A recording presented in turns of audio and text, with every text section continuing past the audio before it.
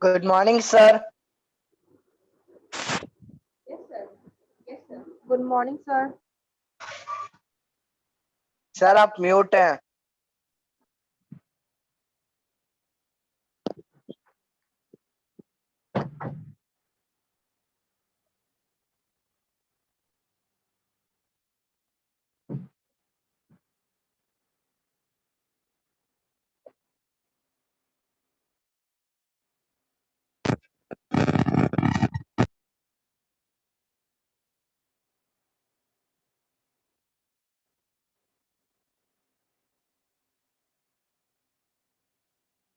Sir mic mute है आपका।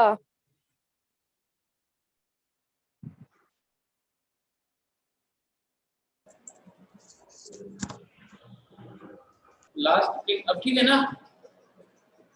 Yes sir. Okay, last class हम लोगों ने क्या स्टडी किया था? लास्ट टॉपिक क्या हुए तुम लोग? सर गॉस थ्योरम होना था। Gauss theorem. Sir Gauss theorem शुरू करना था। स्टेटमेंट तक हम लोग वो लिए थे ना? गॉस थ्योरम का स्टेटमेंट वो लिया था ना हम लोगों ने? Yes sir. No sir. No yes. Sir, आधा में सर सर। इनकम्प्लीट था। ओके सर इनकम्प्लीट था सर। ओके।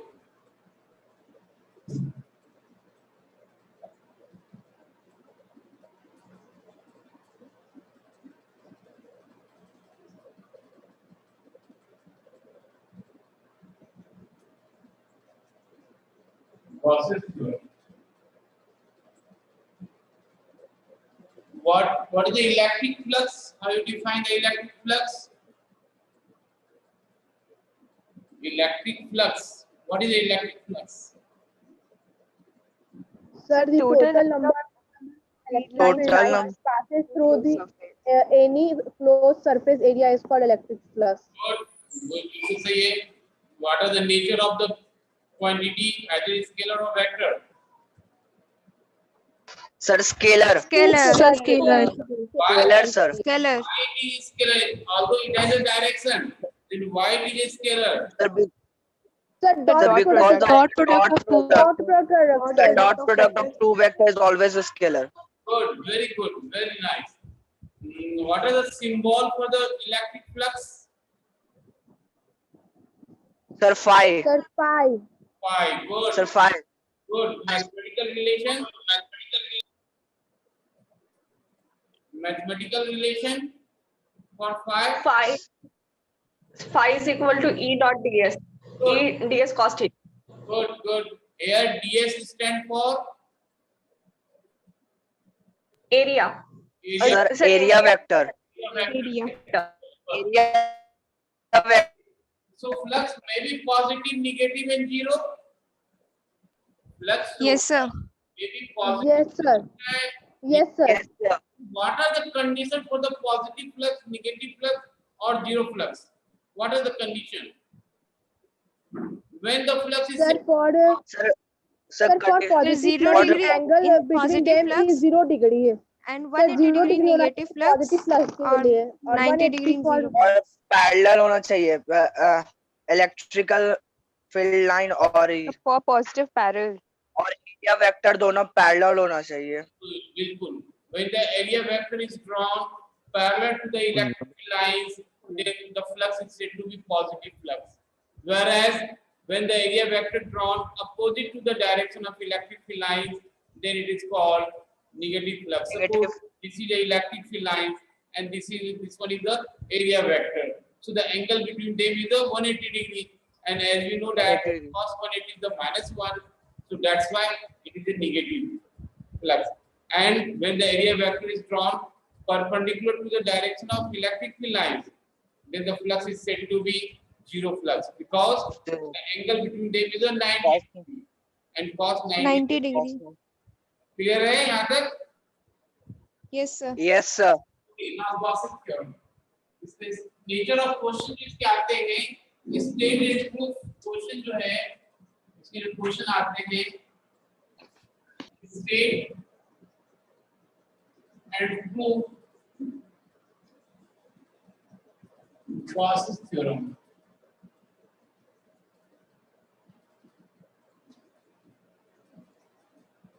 ये नेचर ऑफ क्वेश्चन इसका आता है।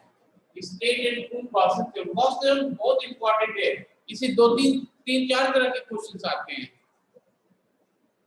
तो कल हम लोग डिस्कस करेंगे। स्टेटमेंट इसके हैं,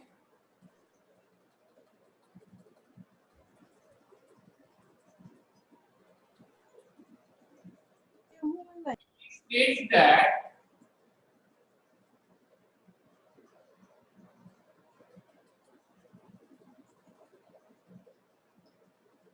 total number of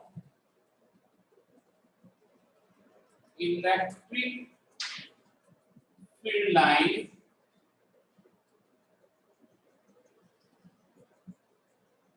which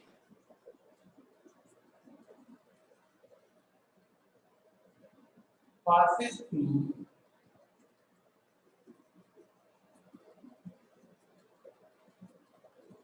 any closed surface area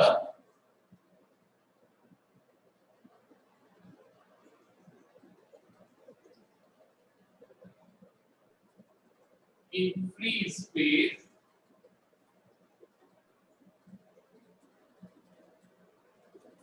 is equal to the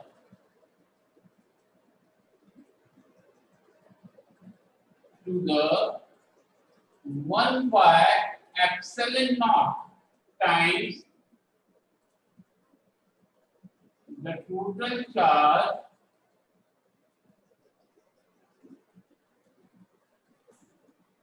enclosed that surface.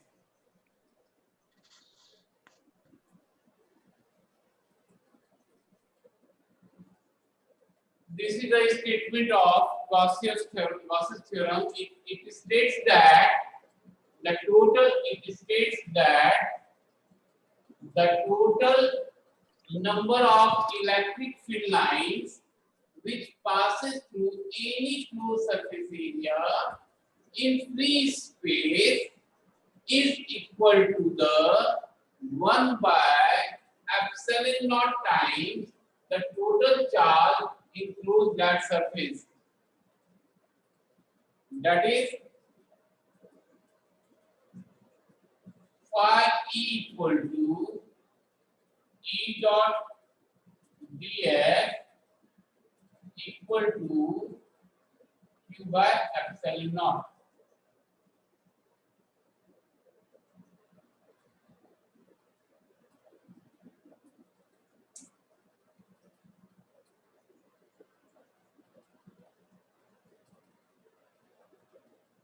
Phi E equal to E dot ds equal to Q by epsilon naught. ये सिंबल समझ में आता है? ये symbol क्या है? ये सिंबल इलेक्ट्रिक फील्ड।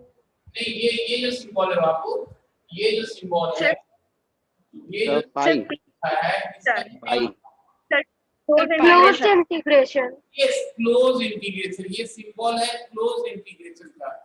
क्यों इसकी जरूरत पड़ी हमें? क्योंकि क्या कहता है कि the total number of electric field lines which pass through any close surface area, इसलिए हम लोग क्लोज इंटीग्रेशन। ठीक, जैसे मान लो ये सरफेस एरिया, इस कंप्लीट का ये क्लोज हो गया ना। अब इस पार्ट को हम खोल के अलग कर सकते हैं ना। जैसे मान लो एक पार्ट ऊपर चला गया, एक पार्ट नीचे का आ गया, एक पार्ट ये आ गया, ये तीनों को जब मिला देंगे तो फिर क्लोज हो जाएगा। So if the statement है, it states that the total number of electric field lines which passes through any closed surface area in free space is equal to the 1 by epsilon naught times the total charge enclosed that surface. That is phi equal to E dot ds equal to Q by epsilon naught.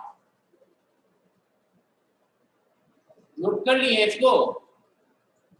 Yes, sir. yes sir Yes, no sir. Sir no sir ये note कीजिए, फिर आप इसको रब करेंगे।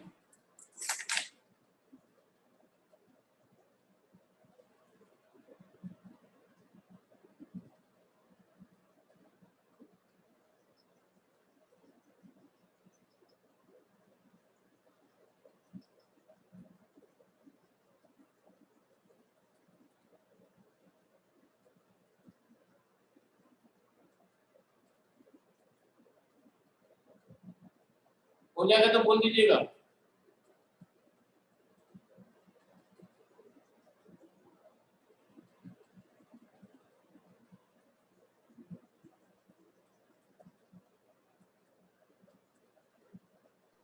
Sir हो गए। Okay,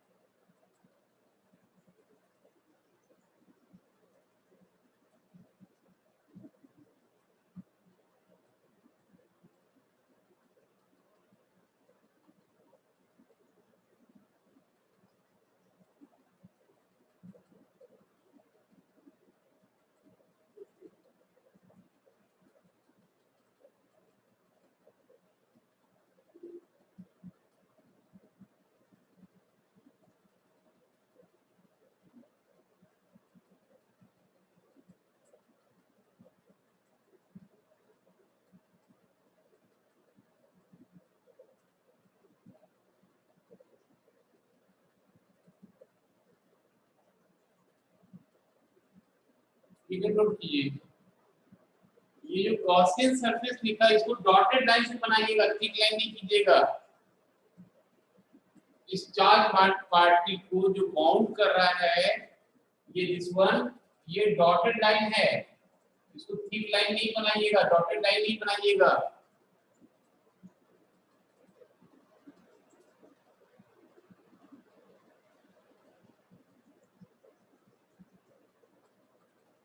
बन गया डायग्राम? हेलो, सब बन रहा Yes, sir. तो आपको पूछना चाहिए कि सर डॉटेड लाइन ही क्यों, थिक लाइन बना देंगे तो क्या ऐसा हो जाएगा?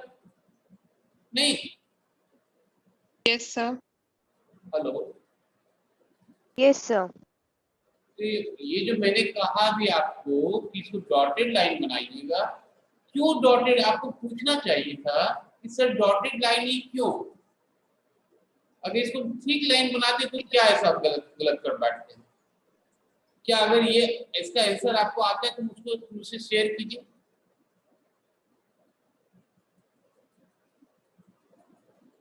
हेलो, मेरी आवाज आप तक नहीं पहुंच रही है शायद। तो आ रही है, आवाज आ रही है, आ रही है सर। आ रही है सर। बहुत अच्छी बात है। तो क्या इसका आंसर आपको पता है? डॉटेड लाइन ही क्यों? नो सर, नहीं नो पता सर। है।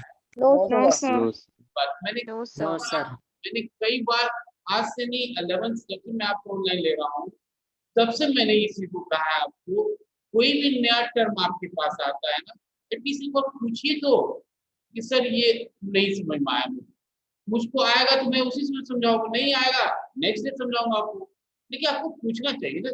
मैंने कई बार कहा है, एटलीस्ट मेरे क्लास में मैंने आपको साफ कहा कि जब कोई भी ऐसी बात आती है आप मुझसे थोड़ा शेयर कीजिए, सर ये बात मुझको नहीं समझ में आई, इसलिए आप हमेशा शेयर कीजिए, सर ये नया टर्म है इसका मतलब क्या, वो नहीं समझ पा रहे हैं तो मैं आपको बताऊंगा। क्लोज सरफेस डॉटेड लाइन इसलिए है बिकॉज दिस, ये जो हमारा गॉसियन इलेक्ट्रिक सरफेस हमारा, it is an imaginary line surface, ये गॉसियन सरफेस जो है it is an imaginary surface है, इसीलिए हम लोग इसको डॉटेड लाइन देते हैं। जबकि यहाँ पे एक बात फिर उठती है, तो what is a Gaussian surface? Gaussian surface तो ठीक है सर, मान लिया sir Gaussian surface imaginary surface है तो इसको हम डॉटेड लाइन बनाएंगे, लेकिन ये गॉसियन सरफेस होता क्या है? तो गॉसियन सरफेस इसको बोलते हैं, जैसे मान लो ये चार्ज पार्टिकल है, इस पार्टिकल को चारों साइड को बाउंड करते हैं, उसी को हम लोग गॉसियन सरफेस बोलते हैं। तो ये गॉस, क्योंकि गॉस से रिलेटेड है, गॉस थ्योरम से रिलेटेड है, इसलिए सरफेस को हम लोग गॉसियन सरफेस बोलते हैं। Gaussian surface is surface which bound the electric charge, is called Gaussian surface. It is an imaginary surface. ये नोट कर लीजिए, काम देगा कभी भी.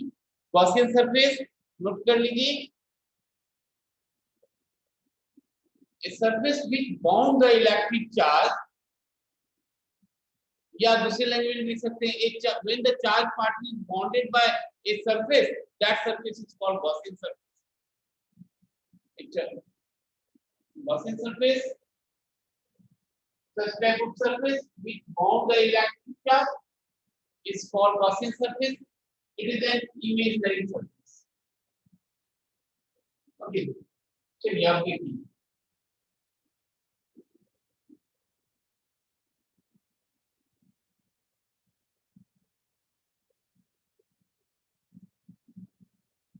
Consider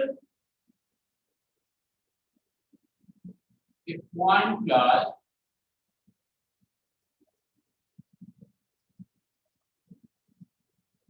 plus Q is placed at the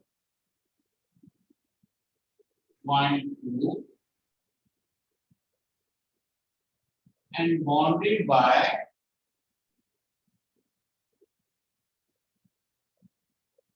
a Gaussian surface.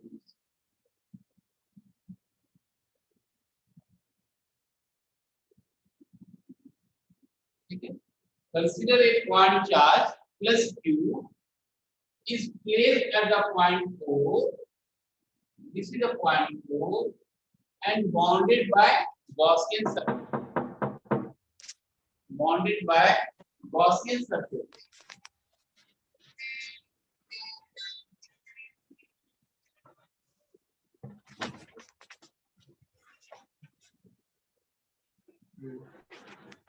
Consider a point charge plus Q is placed at the point O and bounded by a Gaussian surface.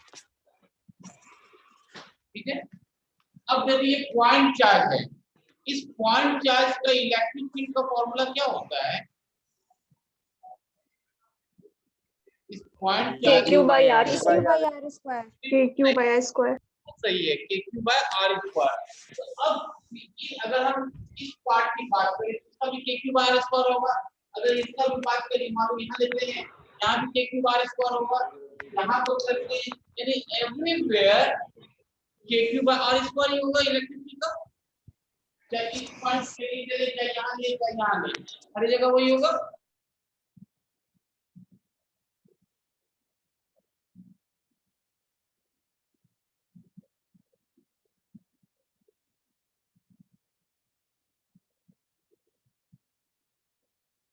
Let P is a point on the Gaussian surface.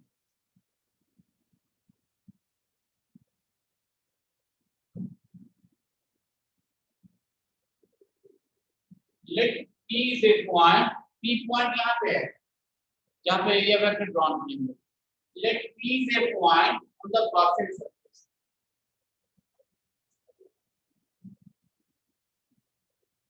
The total flux passes through this point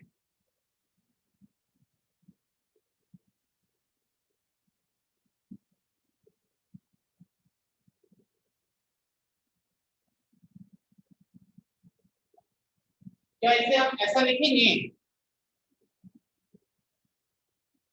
hello, Yes. let P is a point on the Gaussian surface. The total flux passes through this point. Phi equal to E dot ds. ऐसा लिखेंगे हम लोग. Yes, sir. Yes, sir. Anushka Verma.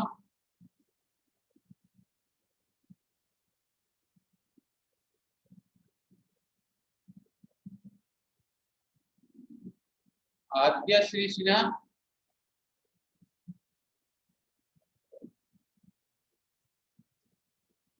कोई नहीं बोलता है, नहीं लिखेंगे ऐसा. Yes sir, लिखेंगे. तू लिखा, Yes sir, लिखेंगे. लिखेंगे ना? Yes sir. Yes sir. चलो Yes, sir.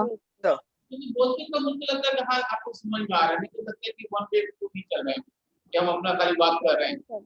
चलिए, कि गूगल में से एक बात है. एंड मनोज जी, ये sir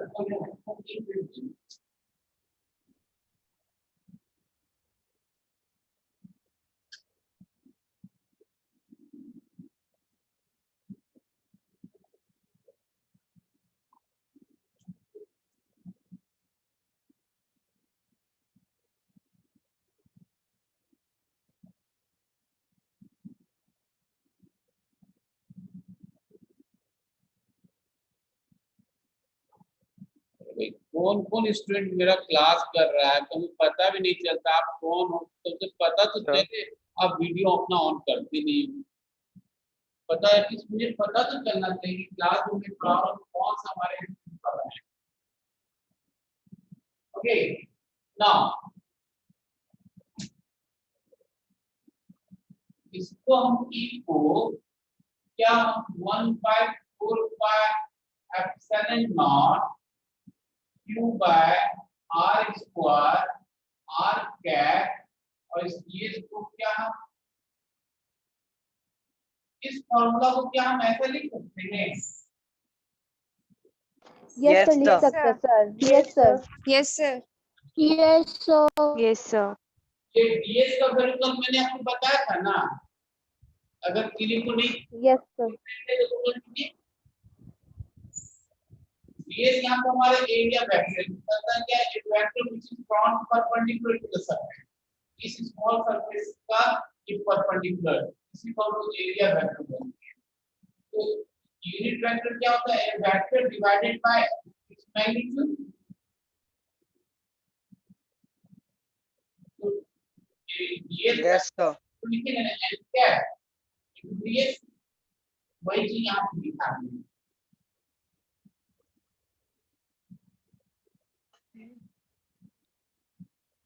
one by 4 pi epsilon nought q by r square. अच्छा देखो तो r डॉट n का वैल्यू क्या लिखेंगे हम लोग? r डॉट n का वैल्यू क्या लिखेंगे? One, r डॉट n का वैल्यू क्या लिखेंगे? one. Rn cos theta. Rn cos theta. And cos theta. और कोई बताइएगा? निहारिका. One होगा. Sir, Rn cos theta. r cos theta जो मैंने बोल दिया. चलो अच्छी अच्छी बात हम भी सीख रहे हैं. पीयूष गोयल,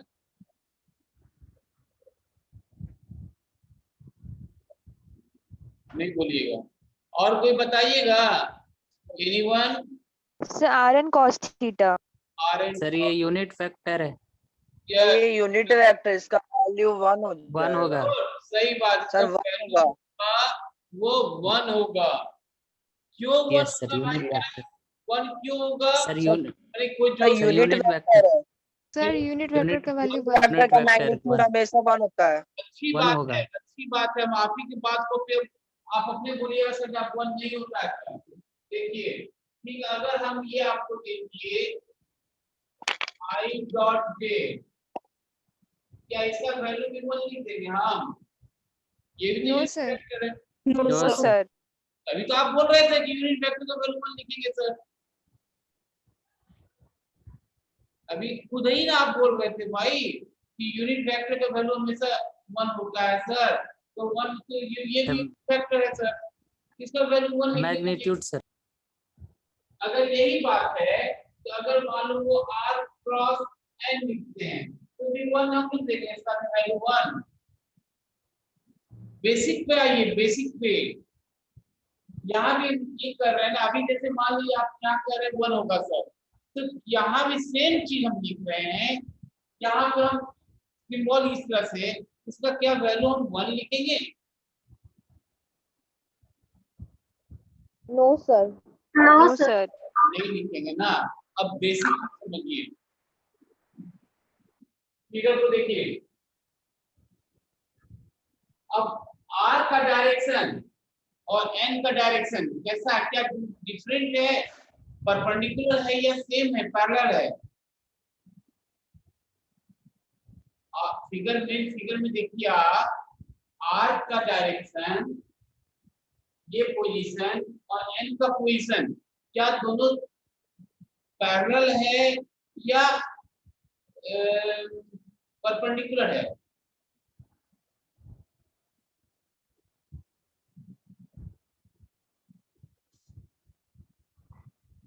पैरेलल है सर। हाँ, पैरेलल है। पैरेलल है, यस। तो पैरेलल में एज वी नो दैट, हम लोग जानते हैं कि A dot B equal to A B cos theta. उसी तरह से आर डॉट वन एन, यानी 1 into 1 1 into 1 into cos 0 degree लिखेंगे। Yes sir. Sir Yes, sir. 1 into 1 into 1 that is the 1। लेकिन यही चीज जब r क्रॉस n हो जाएगा तो n 1 नहीं होगा। क्यों नहीं 1 होगा बता सकते हैं? क्योंकि सर यहाँ पे साइन थीटा हो जाएगा। साइन थीटा आ जाएगा। साइन 0 डिग्री का वैल्यू 1 नहीं होता है। सही बात है, क्योंकि यहाँ पे क्रॉस प्रोडक्ट है। अब क्रॉस प्रोडक्ट का वैल्यू सेम पॉइंट डायरेक्शन में क्या होता है, वो 0 होता है ना। हमें ये समझ में आ गया? Yes sir. Yes sir. Yes, yes sir. Sir. Very good. तो अब इसको हम, यानी इसका वैल्यू 1 हो गया, ब्रैकेट में लिख देते हैं इक्वल टू 1। तो अब ये बाहर अंदर भाग क्या लग गया हमारा, ds लग गया।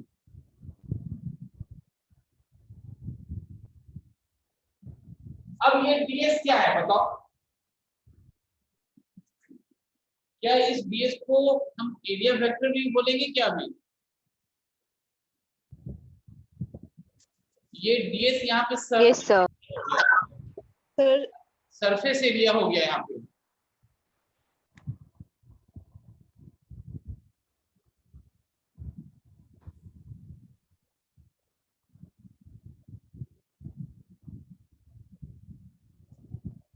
ये ds जो है, this is the surface area of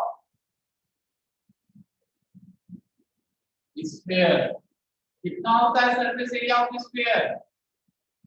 4 pi r square। 4 pi r। r square. 4 pi hours।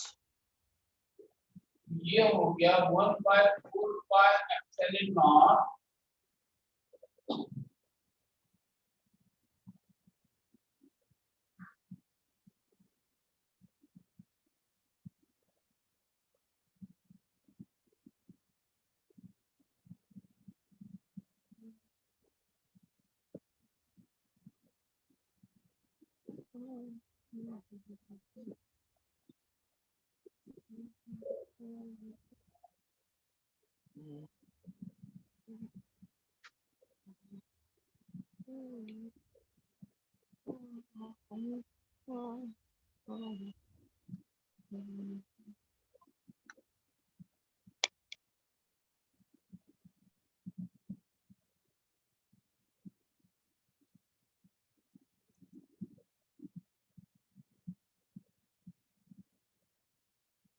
जिनको नहीं समझ में आया फिर से पूछ सकते हैं।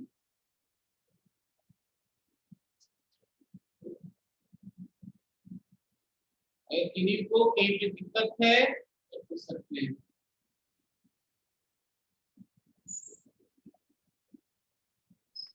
सर सेकंड स्टेप से फिर से बता दीजिए ना। क्या बोला बाबू? Yes sir. Second step sir. Second step पहले तो सेकंड स्टेप से स्टार्टिंग समझा।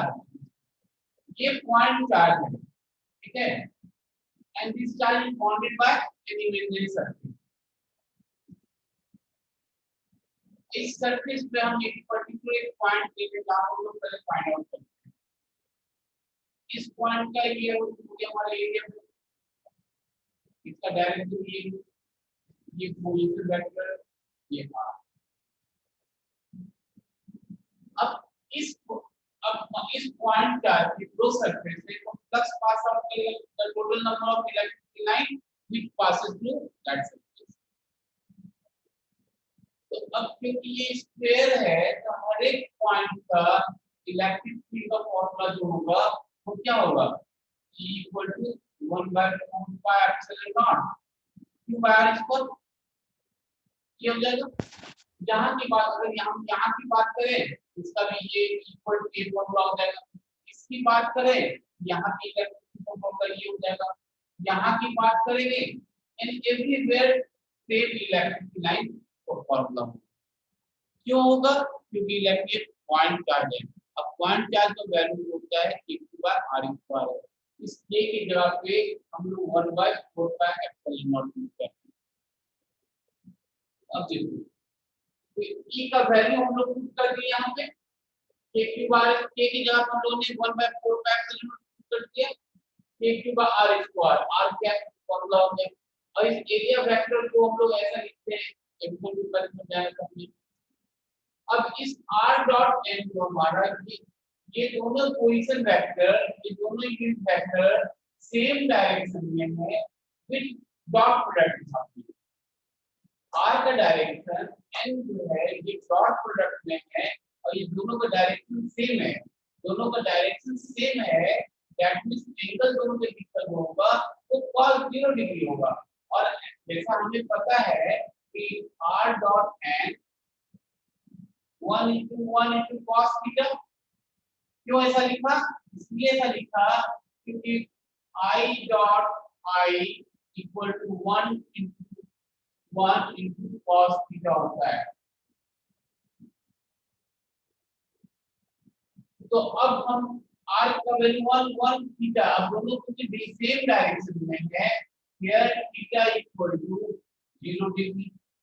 तो cos 0 का वैल्यू 1 यानी हो गया 1 into 1 यानी 1 हो गया। दैट मींस इसका वैल्यू जो हो गया वो 1 आ गया। ये वैल्यू खत्म हो गया तो सिर्फ बचा हमारे पास में ये बचा है, ये कांस्टेंट टर्म है और ये इसको इंडिकेट कर दिया। ये जो है सरफेस एरिया इसका है, स्फीयर का है। इस स्फीयर का फॉर्मूला सरफेस एरिया का होता है 4 पाई r स्क्वायर। ये 4 पाई r स्क्वायर वैल्यू तो 4 पाई कट हो गया, r स्क्वायर कट हो गया। तो क्या बचा है यहाँ पर हमारा 2 बचा, ये एप्सिलॉन बचा। यानी this one y equal to ये जो हमारा प्लस है y equal to e dot ds। इसके जगह पे ये सॉल्व करने के बाद क्या आ गया, यही तो हमें प्रूव करना था। गॉस थ्योरम का स्टेटमेंट भी तो यही था ना कि the total number of electric lines which passes through any closed surface Yes, sir. in free space Yes, is sir. equal to the 1 by epsilon naught time the total charge into that one.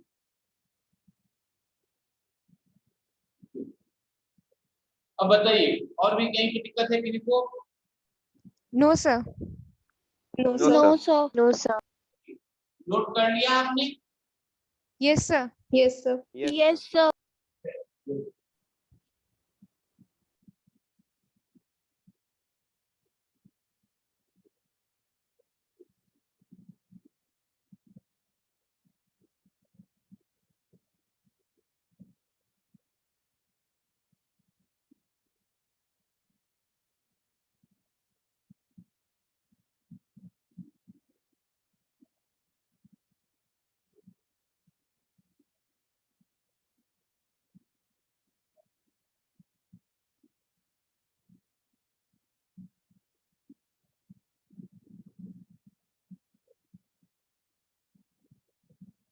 Application of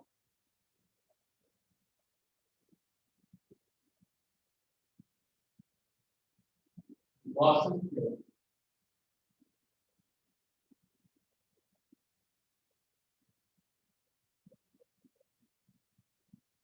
Application of Gaussian theorem. First application है electric electric field intensity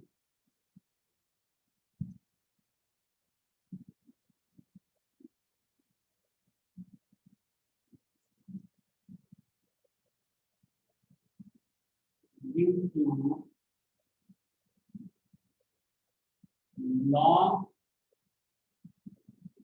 infinity charge wire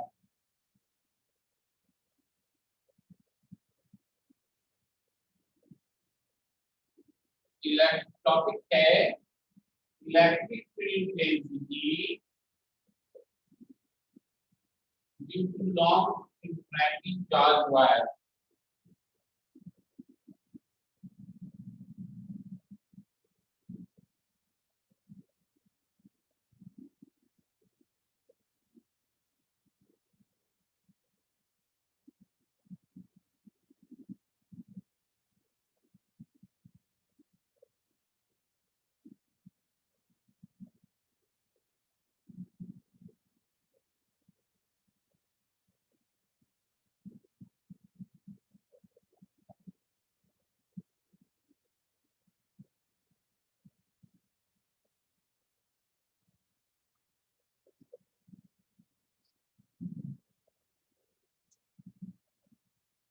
अब इस charge wire nature of charge के इस long wire जो होता है cylindrical होता है जी,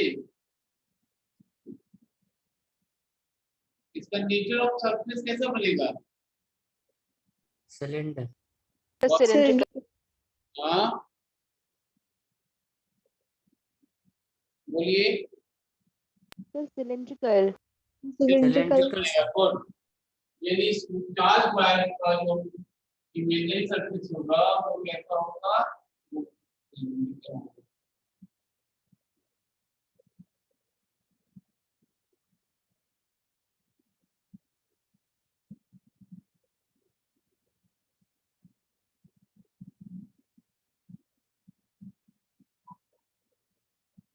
सर एक बार फिर से एक्सप्लेन कीजिए ना, मेरा डिस्कनेक्ट हो गया था एक बार।